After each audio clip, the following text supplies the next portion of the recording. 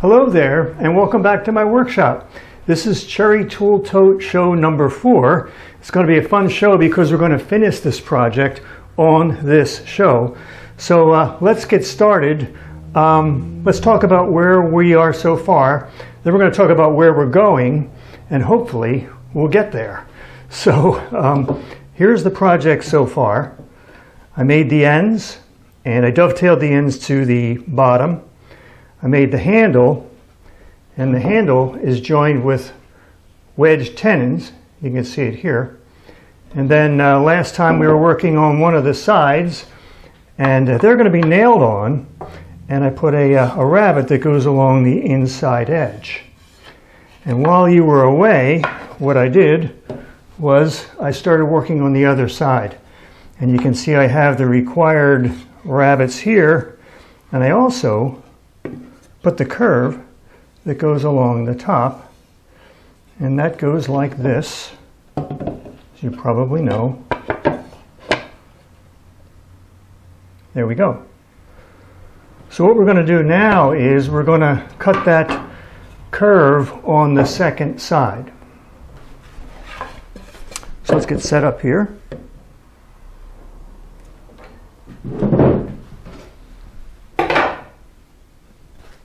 Good.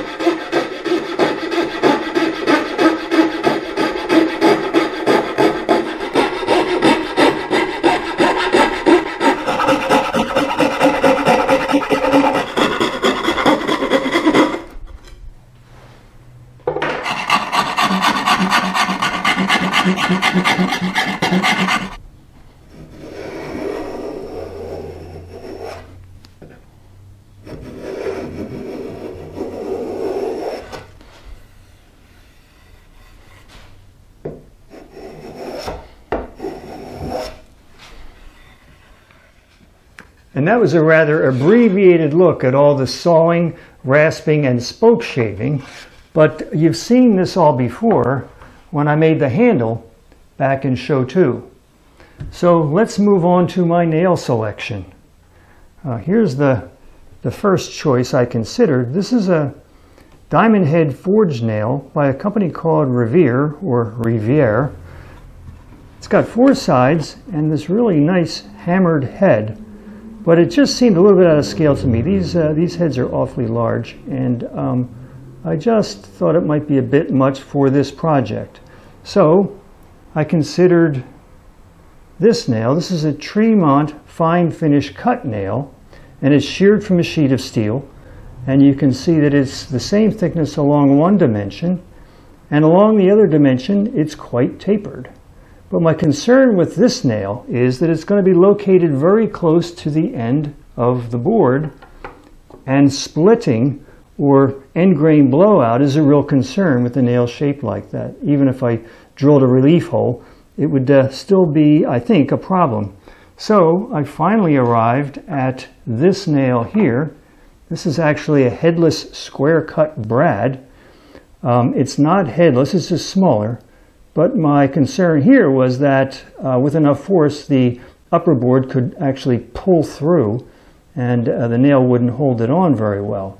But my fears were unfounded, because when I did some testing, I found they held quite well, especially if I dovetailed my brads like I did here. Instead of putting them perpendicular to the joint line, they're tilted. And when you do it that way, they hold extremely well. In fact, I discovered through destructive testing that when I tried to pull the outer board off, it split before the heads pulled through. So that's what we're going to go with. What I'm going to do now is mark the location of my nail holes, and when we come back, we're going to nail these sides on.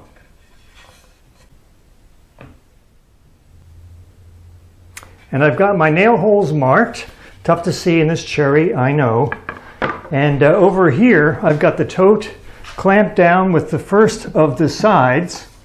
And you might be wondering why I have this over on the end here. But I have it here because it's over the legs. and that gives me a slightly better nailing surface. Even though this top is 3¼ inches thick and it's good and solid, I find that when you're nailing over the legs, you have a better nailing surface. So I think we're ready to go here. I've got the drill ready, and we might as well just get started. Here we go.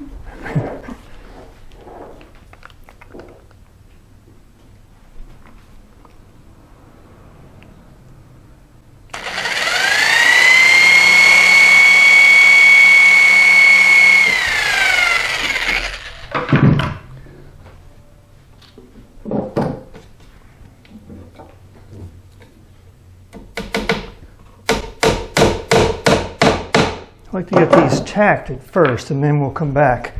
Kind of minimizes the amount of drift that you might get if I nail them all the way in.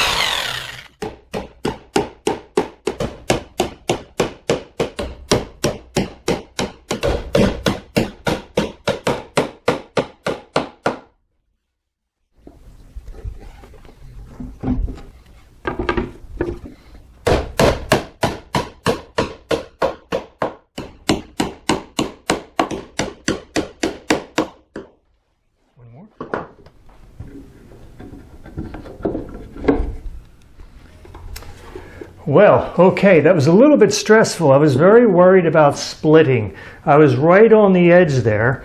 It's very important that when you're doing this kind of thing that you do test joints and you see just how much you can get away with, because you don't want any splitting at all, and I was kind of worried about that. So it looks great. What I'm going to do now is all the things you do prior to finishing. I'm going to plane everything flush. I'm going to check all my nails. I'm going to do maybe a little sanding, a little easing of the edges, and then when we come back, what we're going to do is apply our finish. Okay, and we're prepped for finish. Not a lot of work to do really. Like I said, just a little light sanding with 400, and I ease the edges, and we're ready to go. So here's what I've come up for with a finish. I'm going to be applying at first a coat of linseed oil, boiled linseed oil, and then when that's dry, I'm going to apply a wax finish using this right here to apply the wax. It's called a polissoir. That's French for polisher, and it's a tightly bound bundle of broom straw. It's a very old method of doing things, and what you do is you scribble on a layer of wax on the surface of the wood, typically beeswax, and then you use the polissoir to rub it back and forth. And what this does is two things. It burnishes the surface of the wood, and it also works the wax down into the grain of the wood, and just gives it a sheen and a polish that you really can't get any other way. Then you just polish up a little bit with a piece of cotton, and it looks really, really amazing. Let me show you an example right here. This is cherry, and that's just the bare cherry wood, so that's the before. And here is the after. And you can see it's just got a beautiful color to it and a nice sheen. They call that chatoyance, when you have that sort of three-dimensional illusion that you get on the surface. Now, I learned about this technique from a guy named Don Williams. He's got a website called Don's Barn, and he knows a tremendous amount about historic finishes. In fact, he was a conservator for the Smithsonian for many, many years, and he's published a lot of information on these techniques. So definitely check it out. And you can also get polissoirs from him and other materials for historic finishes. So let's get set up to put our linseed oil on.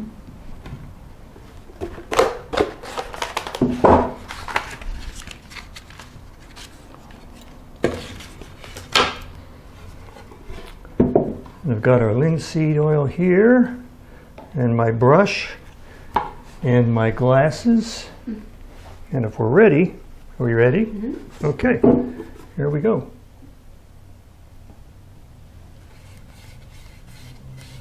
I need more than that.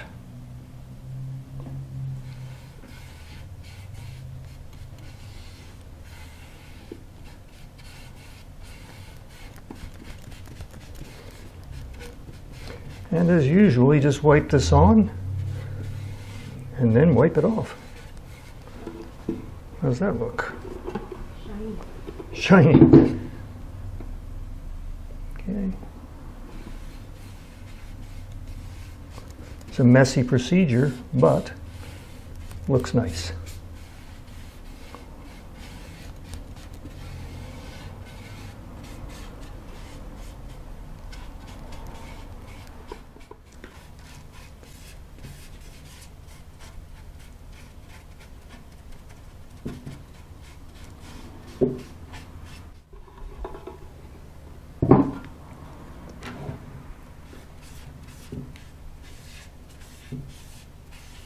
See that? Mm-hmm.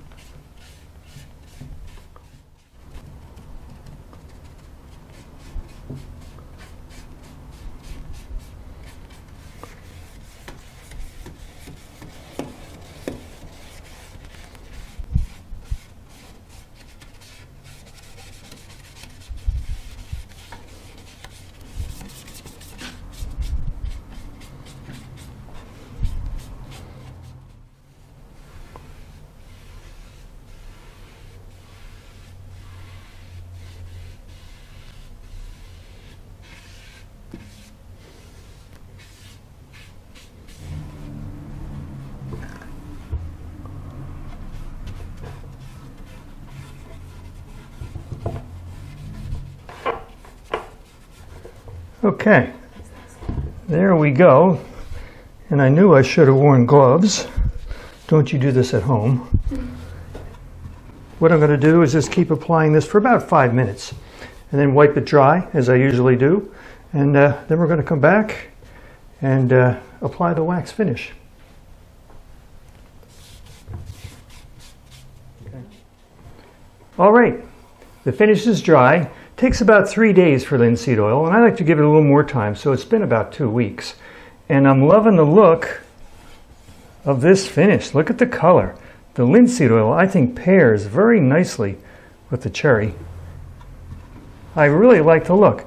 Now, I've had a change of mind about my finish. I had a look at my sample piece here. That's with the wax burnished on with my polissoir. And now I think it's a little bit too glossy. So I prefer a satin finish for something like this. So I'm going to be using my polissoir without wax. You can do that. You can use it as a burnisher without wax, and that will give you more of a satin look. So I've been doing it already. Let me show you how that works. We'll do it right here. I'm just going to move it back and forth like this, applying a lot of pressure. And what that does is it gives you a beautiful sheen to the wood, and it also feels really nice. Now for other areas, for the corners and edges and things like that, I'm going to use this burnisher. This is a burnisher for turning an edge on a card scraper. It's hard steel. What I do is just simply run it back and forth like this, and what that does is it rounds the edge and compresses the fibers and makes it a little bit harder and less less prone to chipping. So that is for the corners and edges. And now for hard to reach areas, I'm told that some woodworkers, carvers in particular, use pieces of horn, animal horn or bone or something like that to get into those hard to reach nooks and crannies. Now I don't have any of those around the shop here, but a friend of mine is a hunter, and I gave him a call and I said, Brad, I think I need horns. And he said to me, Ken, I completely agree with you. I've always thought that you need horns. So what he did was, a couple days later, he stopped by with these deer antlers. You can see them here. Here's a whole one. And this one I sawed up into pieces to make burnishers. And they work great for all those little areas. I can get in here like this and go like this and burnish all those hard to reach areas. In fact, they work really well on end grain here. Just hold it like this and go back and forth. And it really gives a nice satin, smooth feel to it as well. So I'm going to continue on with this, and when we come back, we're going to have a look at the finished product.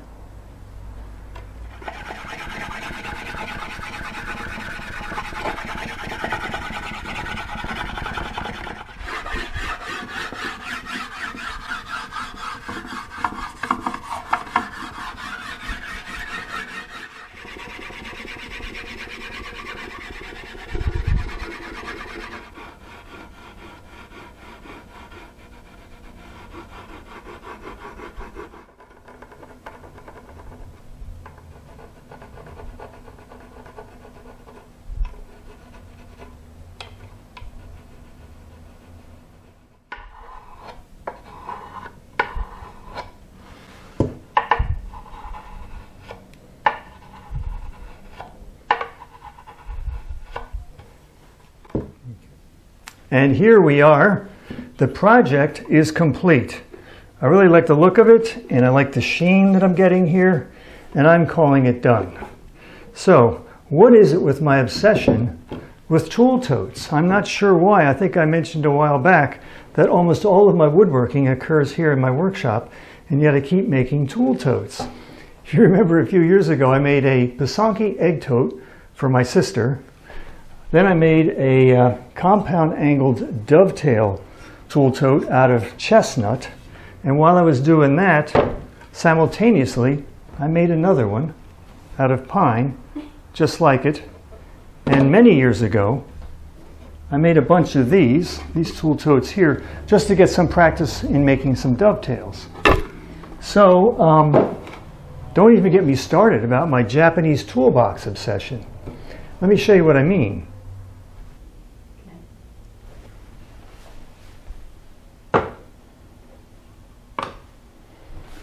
Well, as you can see, I got a little out of control with the Japanese toolboxes, but they're fun to make. It's kind of hard to stop. They're useful around the house and the workshop. So I encourage you to make some tool totes and go crazy too. So that's it for this project. When we get together next time is our new project. So until then, thank you for stopping by, and see you next time.